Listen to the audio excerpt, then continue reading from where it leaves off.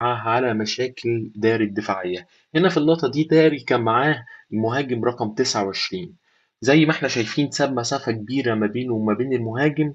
لما وصلت الكرة للمهاجم ما قدرش يقفل عليه، وما قدرش يقفل برضه زاوية التمرير، وبالتالي فضيت المساحة اللي في ظهر داري واللي استغلها الباك اليمين وقدروا يسجلوا.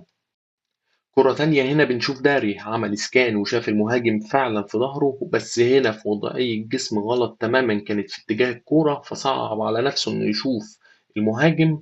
فتحرك المهاجم في المنطقة العامية في ظهر داري، واتلعبت له الكرة فعلا في المساحة وقدر يسجل.